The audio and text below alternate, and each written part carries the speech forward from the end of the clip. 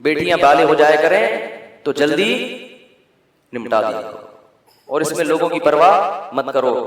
کوئی بھی نیک آدمی نظر آتا ہے خود سے انتظار نہ کرو، خود پیش کر دو، بھائی میں چاہتا ہوں اگر آپ کا کیا خیال ہے. اور اس ٹنڈے کو بھی چاہیے کہ وہ یہ نہ سمجھے کہ یہ کوئی گرے بڑے لوگ ہیں کہ انہوں نے اپنی پیشکش خود کر دی تو یہ ان کو کوئی مل نہیں رہا تھا، یہ نہ سمجھے بلکہ قدر کریں.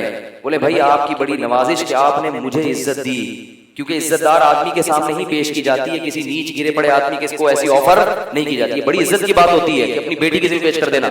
اسی وجہ سے ابو داؤد کی حدیث ہے ان حق الذی اکرم به الرجل ابنته او اخته، سب سے زیادہ قابل اکرام تعظیم کے قابل وہ ہے جس نے اپنی بیٹی یا بہن تمہیں نکاح کے لیے دی ہو، کیونکہ اس نے تمہیں بہت عزت دی ہے. حضرت علی کا اتنا اونچا مقام کیوں ہے؟ حضرت فاطمہ رضی اللہ تعالی عنہا جب بالغ ہوئی تو بہت رشتے آئے، نبی نے فرمایا یہ میں نے علی کے لیے بٹھائی ہوئی ہے. تو پتہ چلا کہ حضرت علی کو بھی نبی نے اپنی بیٹی خود دی تھی. تو انبیاء جب بیٹیاں دینے میں آر محسوس نہیں کرتے تو آپ کی کیا پرمپرا بھائی، اور آپ کیوں کہو گے میری ناک کٹ جائے گی؟ ہاں اس میں یہ ضرور ہے کہ سامنے والا بھی عزت والا ہو. اگر گھٹیا ذلیل آدمی ہے یہ ڈر ہے کہ وہ بجائے عزت دینے کے لوگوں میں چرچا کرتا پھرے گا. بعض ایسے بھی لوگ ہیں کسی نے اپنی بیٹی کا رشتہ پیش کر دیا تو دنیا میں اس نے تو مجھے خود پیشکش کی تھی اور میں نے منع کر دیا. یہ کیوں کر رہے ہو بھائی؟ اس کی عزت کا جنازہ کیوں نکال رہے ہو؟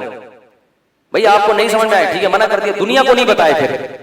تو ایسا اگر کوئی شخص ہے پھر یہ حماقت نہیں کرنی چاہیے. تو یہ پیشکش بھی خاندانی لوگوں کے لیے ہے، یہ اس پیکج سے خاندانی لوگ فائدہ اٹھا سکتے ہیں، نیچ لوگوں کے لیے یہ پیشکش بولو بھائی نہیں. تو یہ سب آپ لوگوں کے لیے پیشکش ہے، اتنے نیک نیٹ کلین.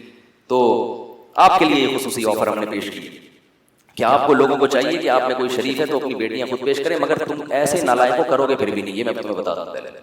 تو وہی بولے کہ میرے بھی یہ مسئلہ، میرا بھی ابا نے، میرا چاچا، میرا ماما، میرا نانا، میرا پھپھا.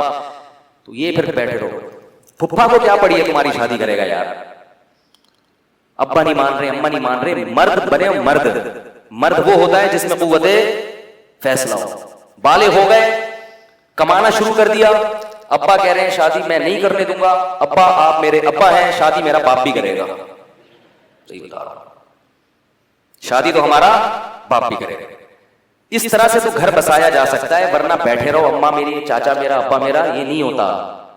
لڑکیوں کی زندگیاں برباد ہو رہی ہیں، خود بھی برباد ہو رہے ہو. ماں باپ کو آج کل پرواہ ہوتی نہیں ہے کہ ہمارا بیٹا کیا کر رہا ہے. اکثر والدین بس یہ چاہتے ہیں کہ بچہ کماؤ کود بنے، کما کے سارا پیسہ کس کو پکڑا دے؟ ہمیں پکڑا دے. اس کی سزا ملتی ہے کہ پھر بیٹیوں سے ان کی کوئی شادی نہیں کرتا. وہ بیٹا بھی یہی کماؤ کود بن کے اپنے ابا اماں کو کھلا رہا ہوتا ہے، ان کو نہیں دیتا.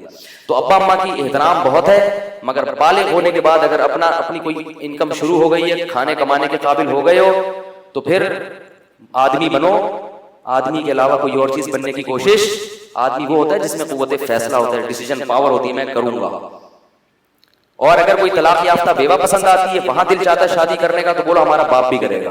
کیونکہ رشتہ دار روکتے ہیں طلاق یافتہ سے. کیوں؟ اپنی بھی طلاق یافتہ ہوگی نا، پھر تو فوراً ٹکا دیں گے کسی بھی کنوارے کو، یار آ رہا ہے تو پہنا دو اس کو، پہنا جلدی سے پہنا. آپ کا بیٹا اگر کرنا چاہ رہا ہے، نہیں ہماری خاندان میں ناک کٹ جائے گی، طلاق یافتہ سے کر لی، ابا سے بولو ابا ناک واک نہیں کٹے گی. عزت دار لوگ کہیں گے کہ دیکھو کیسا عزت دار بیٹا ہے جس نے طلاق یافتہ سے کی. تو بڑا عزت دار لوگوں کی نظر میں عزت ہونا اچھا ہے. جو جن کے نظریے ٹھیک نہیں ہے ان کی نظر میں عزت. تو کوئی بیوہ پسند آتی ہے، بچوں والی پسند آتی ہے، کوئی بات نہیں. میں جانتا ہوں ایسے لوگوں کو، کنوارے ہیں، بیوہ عورت جو بچے والی تھی اس سے پہلی شادی کی ہے انہوں نے، اور میرے سے مشورے سے کی ہے. میں نے کہا بسم اللہ کر رہے، پتا نہیں کسی سے کر لی ہنسی خوشی زندگی. جب وہ خوش ہیں تو کسی تیسرے کے پیٹ میں مروڑ کیوں ہو رہا ہے؟ رشتہ دار ہماری ناک کٹ جائے، یہ کٹ جائے. میں نے کہا تمہارا اپنا اتنا بڑا خاندان ہوگا نا، اس کی الگ الگ ناکیں ہوں گی سب کی، جتنے بچے ہوں گے، تو یہاں سے کسی کی ناک لے کے لگا دینا جس کی بھی ناک کٹ جائے. تو آدمی بننا، جب مرد بنے گا نا تو مسائل حل ہوں گے. مرد ویسے تو گھر میں کھانے پینے کے معاملے میں مرد ہوتا ہے، ذرا سا کھانا ٹائم پہ نہ ملے گھر الٹ دے گا. لیکن جن چیزوں میں اللہ نے مرد کو ڈیسیژن پاور دی ہے اور اس کو یہ بنایا ہے کہ تم نے فیصلہ کرنا ہے، یہاں آ کے وہ کیا کر لیتا ہے؟ ہتھیار ڈال دیتا ہے. تو یہ نہیں ہونا چاہیے. ماؤں کو بتائے بغیر نہیں کیا کرو. ماؤں کو اعتماد میں لو. میں ان ماں باپ کی بات کر رہا ہوں جو سرے سے کرنے ہی نہیں دے رہے ان کا. باقی اگر ماں باپ کرنے دے رہے ہیں تو پھر ماں باپ کی رضا کو بہرحال یعنی ترجیح دینی چاہیے. اور اس میں یہ بھی ہے کہ اگر بیوہ یا طلاق یافتہ کا مسئلہ ہے, ماں باپ نہیں کرنے دے رہے, تو پھر اس میں یہ بھی ہے, ایک آپشن ہے, خصوصی پیکج الفلاحیہ مسجد سے گیا ہے, ان سے بولو ابو ایک آپ کی مرضی کی اور ایک میری مرضی کی, تاکہ آپ بھی خوش ہو جائیں اور میں بھی خوش ہو جاؤں. تو وہ اتنا آرام سے ہوگا نہیں معاملہ, لیکن کر لو یار, کچھ نہیں ہوتا, کچھ نہیں ہوتا, بسم اللہ کرو.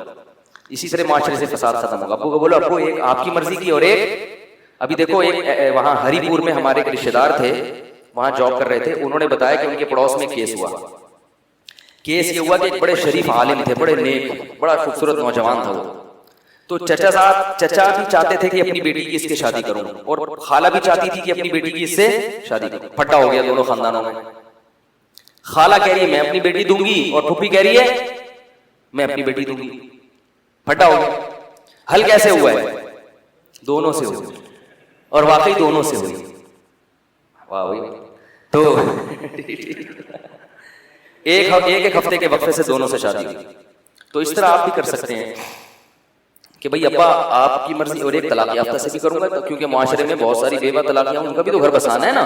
تو ایک کماری سے کر لیں گے, اور ایک کس سے کر لیں گے, ایک طلاق یافتہ سے, ایک کسی بیوہ سے کر لیں گے, اور پھر ایک آپشن رہ جائے گا, وہ سوچیں گے کس سے کریں گے. آج کل تو ماں باپ بھی قبول نہیں کرتے, بیٹی جائے نا شوہر کے گھر سے بھاگ کے ماں باپ کہتے چلو واپس, چاہے وہ جتنی مجبور کیوں نہ ہو. یہ بھی غلط ہے بھائی, اگر بہت مجبور ہے تو ماں باپ کو ایسے نہیں کرنا چاہیے کہ بس اب ہم نے رخصتی کر دی, اب جاؤ دفعہ ہو. ایسے کیسز آتے ہیں, شوہر سگریٹ سے جلا رہا ہے, ٹارچر کر رہا ہے, ذہنی خوف دے رہا ہے, اور وہ نفسیاتی بن رہی ہے, ابا کو فون کرتی ہے, ابا کہتے ہیں بس یہاں آنے کی اجازت نہیں ہے, طلاق نہیں, ہم نہیں لے سکتے, ہمارے خاندان کی پرمپرا نہیں ہے کہ طلاق لے کے لڑکی گھر پہ بیٹھے. اس کے بعد لڑکی تھوڑے دنوں میں سائیکی ہو جاتی ہے, پاگل ہو جاتی ہے, اور پتہ نہیں کیا کیا ہونے لگتا ہے اس کے ساتھ. تو ماں باپ کی ذمہ داری, بھائیوں کی ذمہ داری جیسے یہ ہے شادی کرنا, تو شادی کے بعد بھی خبر گیری کرنا کس کی ذمہ داری ہے؟ تبھی تو سالوں کو اچھا نہیں سمجھا جاتا, کیونکہ وہ بہنوں ہی سے پوچھتے رہتے ہیں, ہاں بھائی خیریت سب ٹھیک.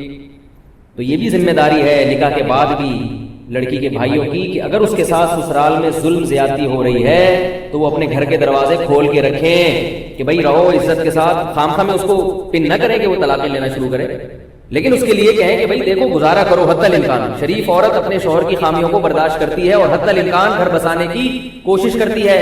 بالکل اگر ناقابل برداشت معاملہ ہو جائے, پھر قرآن نے بھی کہا ہے کہ علیحدگی اختیار کرو.